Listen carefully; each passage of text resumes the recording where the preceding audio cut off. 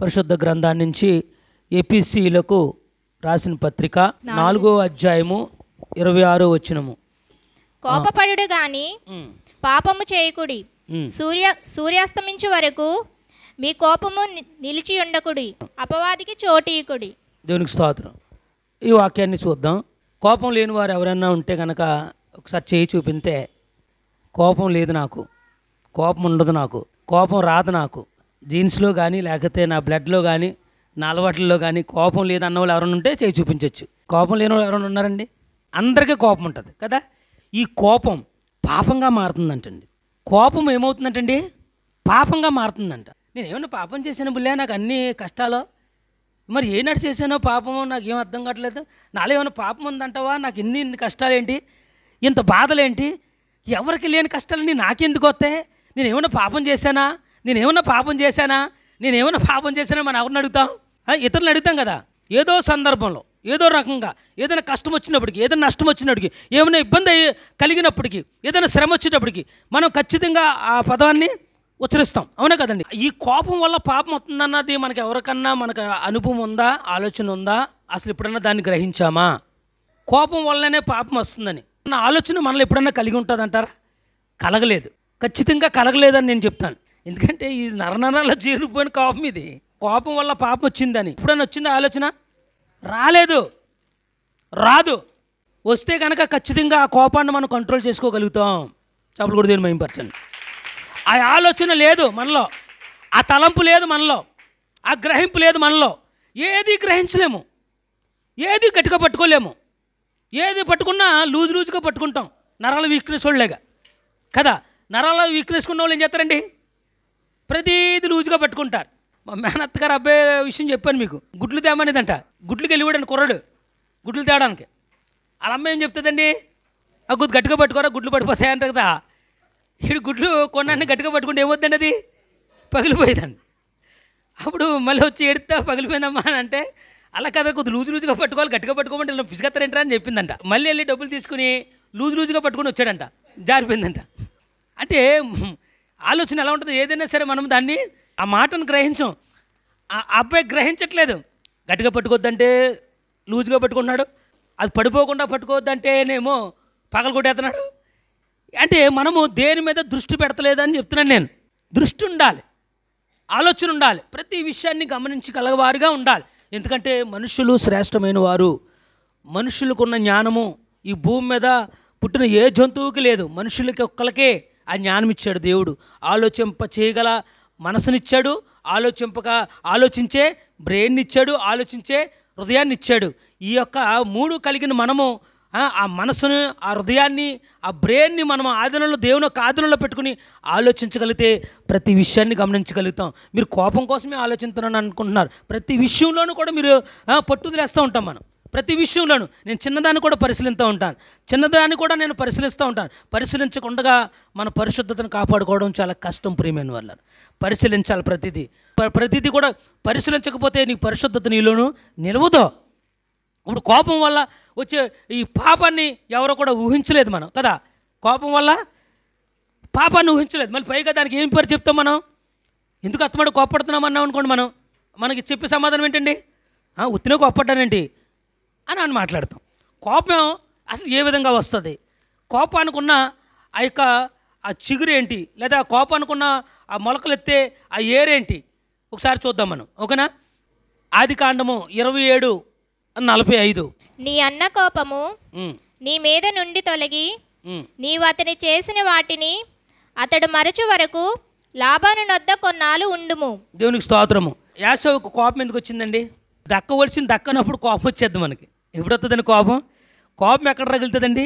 కోపం అనే బేసము మనలో ఉంటుందండి. అది ఎప్పుడు మెలకులోకి వస్తుందండి? కోపం ఎప్పుడు రగులుతూ మొదలు పెడుతుందండి?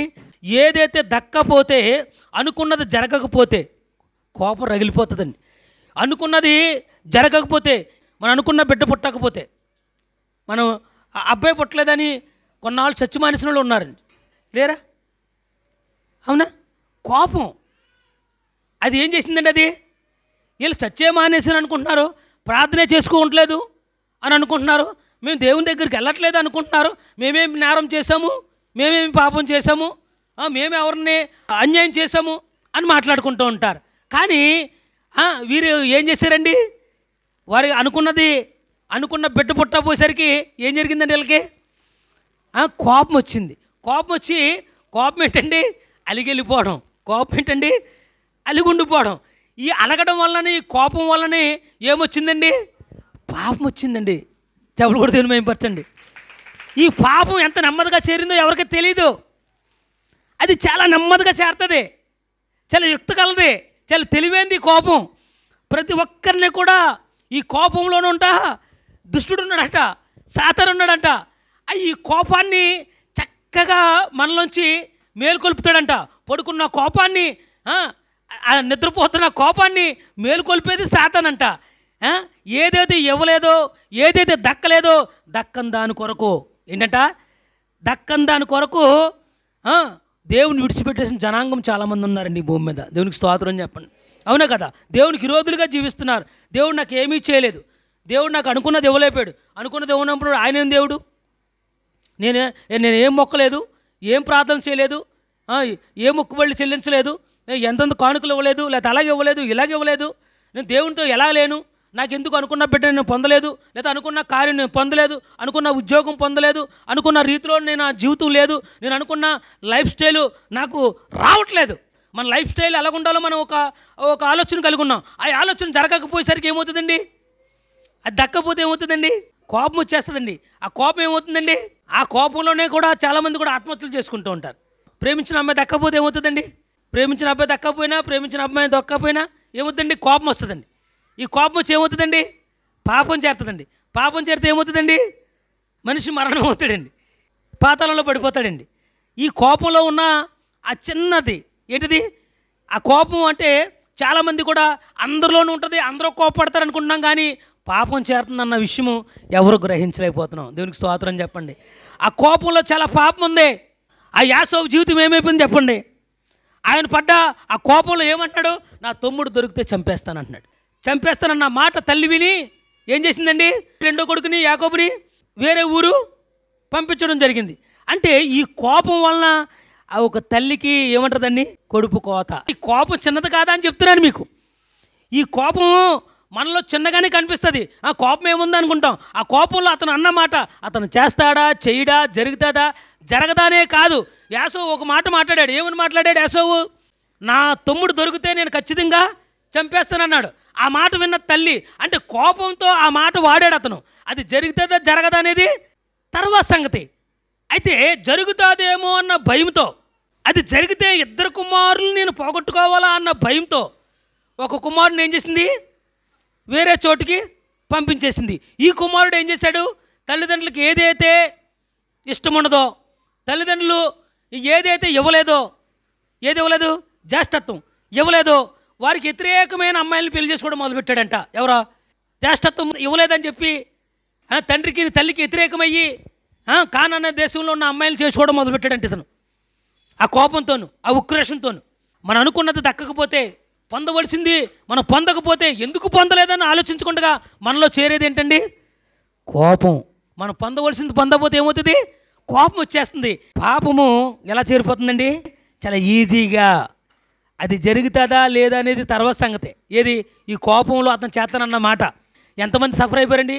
ఈ నలుగురు సఫర్ అయిపోయారు. అవునా కదండి? యాసోబు సఫర్ అయిపోయాడు, దేవునిచ్చిన తండ్రి స్థానంలో ఉన్న, దేవుని స్థానంలో ఉన్న ఇస్సాకు సఫర్ అయిపోయాడు, తన తల్లి రెబెకా సఫర్ అయిపోయింది, తమ్ముడు యాకోబు సఫర్ అయిపోయాడు. ఆ కుటుంబము నలుగురు కూడా వేదన చెందారు. శ్రమ వచ్చింది వారికి. మాకెందుకు వచ్చింది శ్రమ? మాకెందుకు రావాలి శ్రమ? మాకెందుకు రావాలి కష్టము అనే ప్రశ్న వారి కుటుంబంలోంచి వస్తే కనుక, ఇస్సాకు వృద్ధాప్యంతో నువ్వు కొళ్ళు కనపడక ఎవరికి దీవెన ఇవ్వాలో తెలియక నువ్విచ్చావు, నేను పొందదగిన వాడిని కాదేమో అనుకోకుండా కోపంతో నేను తమ్ముడు చంపేస్తానని యాసోబు అన్నాడో. ఈ కోపం ఎంతమంది చేసింది చూడండి. ఈ తమ్ముడేమో ఈ తమ్ముడిని తల్లి ప్రేరేపించి, సరే అన్నను నేను దేవుని దగ్గర, దేవుడు బలిచ్చో, దేవుని దగ్గర ప్రార్థించో, మా భక్తి మీ పిల్లలు లేనప్పుడు ఎక్కడ మోకరించారు? వీళ్ళు రెబెకా ఎక్కడ మోకరించింది? పిల్లలు పుట్టినప్పుడు రెబెకా ఎక్కడ మోకరించింది? దేవుని దగ్గర మోకరించింది. పిల్లలు పుట్టినప్పుడు ఇస్సాకు ఎక్కడ మోకరించాడు? దేవుని దగ్గర మోకరించాడు. వీళ్ళిద్దరూ ఎంతకాలం మోకరించారని రాసుందే? 20 సంవత్సరాలు దేవునితోనూ పోరాడారంటండి. ఎన్ని సంవత్సరాలండి? పిల్లల కోసం దేవునితో ప్రార్థన 20 సంవత్సరాలు చేశారంట వాళ్ళు. అంటే వాళ్ళ కోసమును పిల్లల కోసమును 20 సంవత్సరాలు ప్రార్థన చేశారు. అంటే ఇప్పుడు శ్రమ వచ్చినప్పుడు, పెద్ద కుమారుడికి కోపం వచ్చినప్పుడు అది పాపంగా మారిపోకుండా రెప్పగా ఇస్సాకు ఏం చేయాలి? ప్రార్థన చేయాలి. జాగ్రత్త కాదండి, ప్రార్థన చేయాలి కదా. వీళ్ళకి తెలుసు కదా ప్రార్థన. క్రైస్తవుడిగా మనకు తెలుసు కదా. కోపం వచ్చింది మన ఇంట్లో ఎవరికొకరికి, అందరికీ రాదు, ఒక సైడ్ నుంచి వస్తుంది. అదంతా వైరస్ లాగా పాకుతుంది. వచ్చినప్పుడు దాన్ని ఏం చేయాలి మనం అంటున్నాను నేను? ప్రార్థన చేయాలి. అప్పుడు కూడా దీన్ని మేంపరచండి. అది మన కుటుంబంలో ఒక్క చోట నుంచే మొదలవుతుంది. కోపం వచ్చి ఒకటే రంకులు ఎత్తాడు ఎవరో. ఆ రంకులు ఎత్తుంటే నిద్రలోంచి లేచి ఏంటి అని చెప్పి అది అందరికి అంటుకుంటుంది. ఈ కోపం ఏం చదువుతుందండి? పాపం వైరస్ లాగా కుటుంబానికి వచ్చేస్తుంది. అది నేను చెప్పేది. చెప్పలు కూడా దేవుని మేంపరచండి. ఈ కుటుంబానికి వచ్చేస్తుంది. ఒక్కరి నుంచి మొదలైన ఈ కోపము కుటుంబానికి అంటుకుని ఏమవుతుందండి? పాపంగా మారిపోతుందంట. మరి ఒక ఇస్సాకు కుటుంబం ఏమైందండి? శ్రమను అనిపించింది, కష్టం అనిపించింది, వేదన. ఎంత బాధ అండి కుటుంబం విడిపోవడం అంటే. కొడుకు వెళ్ళిపోయాడు, పెద్ద కొడుకు ఏమో ఇటు వెళ్ళిపోయాడు. ఎటు? కానాన్న పిల్లలను వైపుని తీసుకుని నానా రకాలుగా ఇష్టాలచేతమైన జీవితంతోనూ తండ్రిని ఇంకా బాధపెట్టి, తల్లిని ఇంకా బాధపెట్టి, శోభ పెట్టి. అంటే ఆ కుటుంబంలోనూ ఏం తక్కువైపోయిందండి? ప్రార్థన. ఏం తక్కువైందండి? ప్రార్థన. నువ్వు భక్తిహీనులు కుటుంబంలా చేసేసారు ఒక క్షణంలో. మరి ఎందుకు రాయబడిందండి ఈ మాట? ఇక్కడ యేసుప్రభు ఒక ఆత్మ, పరిశుద్ధాత్మ దేవుని సేవకులైన వారిని ప్రేరేపించి కోపపడకుడి, పాపంగా మార్చకండి. కోపము, నీలో ఉన్న కోపము పాపంగా మారకూడదు. దానివలన కుటుంబానికి ఏమొస్తుందంట? వైరస్ వస్తుంది. ఆ వైరస్ వలన ఏమవుతుంది? కుటుంబము ఏమవుతుందంటే చల్లా చెదురైపోద్ది. ఆ కుటుంబంలోనూ ఆ పాపం ఏలుబడి చేసి శ్రమలు పాలు చేస్తుంది. కుటుంబాన్ని అంతటినీ కష్టాలు పాలు చేస్తుంది. వేదన, నిద్ర నిప్పులు లేవు, తినటానికి తింటున్నా తినలేము, కష్టము, చక్కటి నిద్ర ఉండదు, సుఖం ఉండదు, సంతోషం ఉండదు, సమాధానం ఉండదు. ఈ కోపము పాపము అని రాయబడి ఉండటం వల్ల కారణం ఎందుకు రాశారు ఇక్కడ అని అంటే భక్తి గల కుటుంబమే. ఈ కోపం కోసం ఎందుకు రాశారు అక్కడ పాపమని? ఈ పాపం వల్ల శ్రమలు వస్తున్నాయి. ఈ పాపం కోపం నుంచి వస్తుందన్న మాట తెలియక మీలో కోపం చెలరెక్కుతుందేమో. కానీ ఈ రోజున కోపాన్ని ఆపుకుంటానన్న వాళ్ళందరూ చప్పలు కొట్టి దేవుని మహిమపడదాం. భక్తిగల కుటుంబాల కోసం చెప్తున్నాం, మనం ఎవరు బయట కోసం చెప్పట్లేదు. భక్తిగల మనం దేవుని తెలుసుకున్న మన కోసం మాట్లాడుతున్నాడు దేవుడు. ఇస్సాకు కుటుంబం ఎటువంటిదండి? 20 సంవత్సరాల్లో ప్రార్థన చేసి అద్భుతాలు చూసిన కుటుంబం అది. అది ఏమైందండి? చల్లా చెదిరైపోయింది. ఈ రోజున మన కుటుంబంలో ఏం లేదు? ప్రార్థన లేదు. మన కుటుంబంలో సరైన ప్రార్థన, సరైన భక్తి, సరైన విచారణ దేవుని దగ్గర చేయట్లేదు. ఆ విచారణ చేయడానికి ఎలా ప్రార్థించాలో, ఎలాగ ఆ ప్రార్థన నడిపింపు రావాలో తెలుసుకోవడానికి ఖాళీగా ఉన్న సేవకుడి దగ్గరికి ఎవరు రావట్లేదు. పాపం ఎలాగొస్తుందో తెలియకుండా మనము శ్రమల్లో పడిపోతున్నామని ఈ వాక్యం చెప్పడానికి ఇష్టపడ్డాను ప్రియమైన వాళ్ళు. పాపం ఎలా చేరుతుందంటే ప్రతి ఒక్కరు కూడా వ్యభిచారము, దొంగతనము, నరహత్య, ఇంకా ఎవరినో మోసం చేయడము, ఇదే పాపం అనుకుంటున్నారే తప్ప కోపమే ఒక పాపమని, ఆ కోపమే కుటుంబాలను ఏం చేస్తుందంట? సమాధానము, ఐక్యత, ప్రేమ కోల్పోతున్నాం. ఉన్న ప్రేమను కూడా కోల్పోతున్నాం. అంటే కారణం ఏంటండి? ఈ కోపం. ఈ కోపం వలన ఆ యొక్క ఇస్సాకు కుటుంబము కష్టం లేకుండా ఆశీర్వాదం రాదు. ఆశీర్వాదించబడినోడు కష్టం పడకుండా పైకి రాడు. ప్రతిదీ కూడా మనము త్యాగం చేయాలా? ఏం చేయాలండి? త్యాగం చేయాలి. త్యాగం చేయకపోతే మనము ఆశీర్వదింపడం. ఇప్పుడు మనం బెరకపెట్టి ఏం త్యాగం చేయాలి చెప్పండి? కోపం త్యాగం చేయాలి. ఇప్పుడు మనం సాధ్యమా? ఇంకోటి ఆదికాండం 4:6 యెహోవా కయీనుతో నీకు కోపమేలా? ముఖము చిన్నబుచ్చుకొని ఉన్నావేమి? నీవు సతికి చేసిన ఎడల తలనెత్తుకొనవా? దేవునికి స్తోత్రము. అయితే ప్రియమైన వాళ్ళ ఇక్కడ కయ్యోని సంగతి మనం ఆలోచించగలిగితే, కయ్యోనికి ఎందుకు కోపం వచ్చిందండి? అవతలుడు ఎదుగుతుంటే కోపం వచ్చింది. కోపం మళ్ళీ ఎందుకు పుడుతుందండి మనలో? కోపం అనేది ఎప్పుడు మెలకులోకి వస్తుందండి? కోపం మనలో ఎప్పుడు మేలుకుంటుందండి?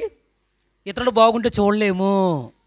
ఇతరులు బాగుంటే మనం చూడలేక వాళ్ళ మీద మాట్లాడతామండి. ఎవరన్నా బాగున్నారని మనం చెప్పామనుకోండి, ఇంకా వాళ్ళ మీద మనం మాట్లాడాలంటాయండి, ఉక్రోషం వచ్చేస్తుంది. అది ఏమవుతుందంట? పాపం. ఆ పాపం వల్ల ఈ అన్న చెల్లెల్లోనూ, అక్క తమ్ముళ్ళలోనూ, ఈ యొక్క కుటుంబంలో ఉన్న ప్రేమ ఏమైంది? దూరం అయిపోతుంది. ప్రియమైన వాళ్ళు దేవునికి స్తోత్రం చెప్పండి. దూరం అయిపోతుంది. ఈ ప్రేమ దూరం అయిపోవడం కారణం ఏంటని చెప్పాను నేను? పాపం. ఈ పాపం ఎలా చేరింది? చాలా సింపుల్గా వచ్చి కూర్చుంది. అది ఎప్పుడు కూర్చుంది ఎవరికీ తెలియదు. అది చాలా సింపుల్గా వచ్చి కూర్చుంటుంది. మీకు అర్థమవుతుందండి? అది వచ్చి కూర్చున్న తెలితే కనుక మనందరం కూడా మెలుకోగలిగి ఉంటాం కదా, ఉండమా? ఈ కోపం వచ్చి కూర్చున్న సంగతి మనకు తెలియాలి. ఈ కోపం పాపంగా మారుతుందన్న విషయం మనకు తెలియాలి. అది గ్రహింపు ఉండాలి. గ్రహింపు లేకపోతే నీకులోను పాపం ఎప్పుడూ ఉంటుంది. ఆ పాపం ఉండడం వల్ల నువ్వు పరిశుద్ధత చూడలేవు. సమాధానం ఈ భూమి మీద నువ్వు జీవించినంతకాలం కూడా సమాధానం చూడలేవు. నీ హృదయం ఎప్పుడు కూడా ఉక్రోషంతోను, ఆ కయ్యని హృదయం ఏమైపోయిందంట, ఉక్రోషంతోను. ఎందుకు అలా రెచ్చిపోతున్నావు అన్నాడంట ఒక ఆయన. ఎవరిని? కయ్యన్ని. ఏమన్నారు వెళ్ళి? ఎందుకు ఉక్రోషపడిపోతే ఆగు, నిదానించు, దీనివల్ల పాపం వస్తుందయ్యా, దీనివల్ల కష్టాలు వస్తాయా, దీనివల్ల నష్టం వస్తుందయ్యా అని చెప్తున్నారంట ఒక ఆయన వెళ్ళి. ఉక్రోషం పడకు, ఉక్రోషం వల్ల కోపం వల్ల పాపం చేరుతుంది కయ్యను. ఈ పాపం చేరడం వల్ల కుటుంబము చిన్న భిన్నం అయిపోతుంది, చెదిరిపోతుంది. వేదనలు, సమస్యలు, కష్టాలు, కన్నీళ్ళు ఎందుకు ఇవన్నీ? సంతోషకర జీవితం ఉంది, సంతోషకరం ఆనందకరమైన జీవితాన్ని దేవుడు ఇవ్వబోతున్నాడు. ఆ ప్రేమను పొందుకో, ఆ యొక్క కోపాన్ని తగ్గించుకో అని అంటే నీతో చెప్పించుకున్నంత అవసరం నాకు లేదు. నువ్వు చెప్తే ఈయన అవసరం కూడా నాకు లేదు. ఇంకా అంత తీసిపోలేదు. మేము నీతో చెప్పించుకున్నంత వరకు మేము దిగజారలేదు. మా నాన్నకి మా తాతకి 7 అంతలు రాని, నాకు 70 అంతలు రాని అంటున్నాడంట. ఏమంటా మనం కూడా ఏమంటాం? పరలోక రాజ్యం లేకపోయినా పర్లేదు కానీ ఏంటంట, చాలా సింపుల్ కానీ ఆ పరలోక రాజ్యం లేకపోయినా పర్లేదు. ఎవడు చూసి వచ్చాడంట. ఏంటి అవి అంటే ఉంటే ఏంటి? బతికినంతకాలం ఎలా బతకాలి? పాపంతో బతకాలంట. సుఖంగా బతకడం అంటే ఏంటి? ఎవరిని లక్ష్య అయిపోవడం పాపం, అందరిని తిట్టడం పాపం, నీలో ఉన్న కోపాన్ని అత్తమాడు నువ్వు ప్రదర్శించడం కోపం. ఆ కోపం ఏమవుతుంది? పాపంగా మారిపోతుంది. ఇతను మాట్లాడే మాటలు వీళ్ళు మాట్లాడే మాటలు ఎలా ఉంటాయి? బ్రతికినంతకాలం సుఖంగా బతకాలి. సుఖం ఎలా వస్తుంది? నువ్వు సుఖం అనుకుంటున్నావు, అది పాపం. విడిచిపెట్టడము, సుఖాన్ని పొందుకోగలుగుతావు. త్యాగం చేయాలి. ఏం రాసి ఉంటుంది తెలిసిన మత్తయి వార్తలను ఏం రాసి ఉంటుందండి? నిన్ను ఏదైతే ఇబ్బంది పెడుతుందో దాన్ని ఏం చేయాలంట? నరికి పడేయమని ఉంటుంది. ఏం తీయక్కర్లేదు. ఏమనుంటుంది? నేను చెయ్యి ఇబ్బంది పెడుతుందా, దాన్ని నరికే అంటే నీ చేతిని నరికేసుకోకండి. అవి అలవాటుని నరికేయాలి. ఏమిటి? ఆ భావాన్ని నరికేయాలి. ఆ భావాన్ని తీసేయాలి మనం. అంతేకాని చేయి తీసేయమన్నాడు కదా, చేయి తీసి కొని తీసేసి అనుకోండి, మనకి ఎందుకు పని చేయం. మీకు అర్థమవుతుందా? అది కాదు, ఆ భావాన్ని తీసేయాలి మనలోంచి. ఈ కోపం చాలా నెమ్మదిగా చేరుతుంది. ఈ కోపం చేరుతున్నట్టు మనకు తెలియాలంటే ఆ కోపాన్ని మనం ఎందుకు గ్రహించలేకపోతున్నాం? ఆ కోపము ఎటువంటిది? అది ఆ కోపానికి ఉన్న జనకుడు ఎవరో అని ఒకసారి చూస్తే 2 కొరింథీ 2వ అధ్యాయము 11వ వచనంలో, నేనేమైనాను క్షమించి ఉంటే సాతాను మనలను మోసపరచుకుండునట్లు మీ నిమిత్తము క్రీస్తు సుఖమునందు క్షమించి ఉన్నాను. సాతాను తంత్రములను మనము ఎరుగని వారము కాము. దేవునికి స్తోత్రము. ఇది ఈ కోపం అనే తంత్రం ఎవరు ఆడుతున్నారంట? సాతాను ఆడుతుందంట. ఈ సాతాను వచ్చి మనలో చేరుతున్నట్టు మనకు తెలుస్తుందా? కోపడినప్పుడు సాతాను వస్తుందంట. ఇది మట్టి గమనించండి. కోపడిన ప్రతి ఒక్కరిలో ఏముంటుందంట? కోపం వచ్చిందా అంటే ఎవరు వచ్చినట్టు? సాతాను వచ్చినట్టు అంట.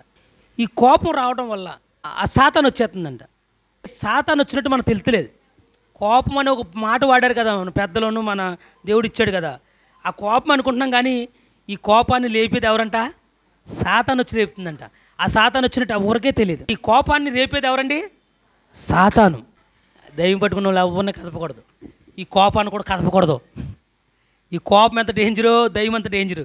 దయ్యమే కోపం, కోపమే దయ్యము. దయ్యం ఇప్పుడు ఎక్కడ ఉంది? ఇది అది పట్టుకున్న వాళ్ళకి తెలుస్తుంది, ఇది పట్టుకున్న వాళ్ళు తెలుస్తలేదు. మన అమాయకులు. మీకు అర్థమలేదు కదా? తెలివైన వారిగా ఉంటామన్న చప్పలు కొట్టండి. కోపం రాగానే దయ్యం వచ్చిందిరా అనుకోవాలి మనం. ఏమనుకోవాలి? ఎంత ఆపేతాం. కానీ ఇక్కడ పౌలు గారు చెప్తున్నాడు ఏమని? సాతాను వచ్చినట్టు నువ్వు గ్రహింతే, ఆ కోపం వస్తున్నట్టు నువ్వు గ్రహింతే ఏం చేయాలని చెప్పాడు? సాతాను వచ్చిందని మనకు తెలుసు, దాని తంత్రాలు మంత్రాలు మనకు తెలుసు, తెలియని వారు కాదు అని అంటున్నారు ఎవరో? పౌలు గారు. సాతాను తంత్రాలు మంత్రాలు పౌలు గారికి తెలుసంట. మరి మీకు తెలుసా? ఆ తంత్రాలు మంత్రాలు మనకు పనిచేయకుండా పౌలు గారు చెప్పారు కదా ఏమని? క్షమించు ప్రభువా అనాలంట. చప్పలు కూడా దీని మేంపరచండి. అక్కడ ఆన్సర్ ఉంది కదా, అందులోనే ఆన్సర్ ఉంది. పౌలు గారు ఏం చెప్తున్నారు? అందుకనే మీకు నేర్పుతున్నాను నేను క్షమించమని. నేను మిమ్మల్ని అందరినీ క్షమిస్తున్నాను, మీరు కూడా నన్ను క్షమించండి, మీరు ఒకరినొకరు క్షమించుకోండి. అప్పుడు ఈ సాతానేసే తంత్రాలు మంత్రాలు మన మీద పనిచేయమన్నాడంట. చప్పలు కూడా దీని మేంపరచండి. నీకు కోపం వస్తున్నప్పుడు ఏమనాలంటే క్షమించండి ప్రభు అనాలంట. దేవునికి స్తోత్రం చెప్పండి. మనకు ఇప్పుడు తెలిసిందే మంత్రం, జపమే మనం. ఎలాగా? క్షమించు ప్రభు, క్షమించు ప్రభు, క్షమించు. పౌలు గారు కోపం లేకుండా సాతాను మంత్రాలన్నీ జయించగలిగాడంటే ఎలా జయించగలిగాడంట? క్షమించు ప్రభువా అని ఇవ్వడంట. మీకోసం ప్రార్థన చేసినప్పుడు నేనేం చెప్తాను? పాపాలన్నీ క్షమించు ప్రభువా. క్షమింపబడాలి మనం. క్షమింపబడితే దానికి శక్తి కోల్పోద్దంట. చెప్పకూడదు మహిమపరచండి. మనం క్షమింపబడిన నాడు, మనం దేవుని చేత క్షమింపబడితే, ప్రజల చేత క్షమింపబడితే ఆ సాతాను యొక్క శక్తి కోల్పోద్దంట. సాతానులోనూ ఉన్న బలహీనత ఏంటి?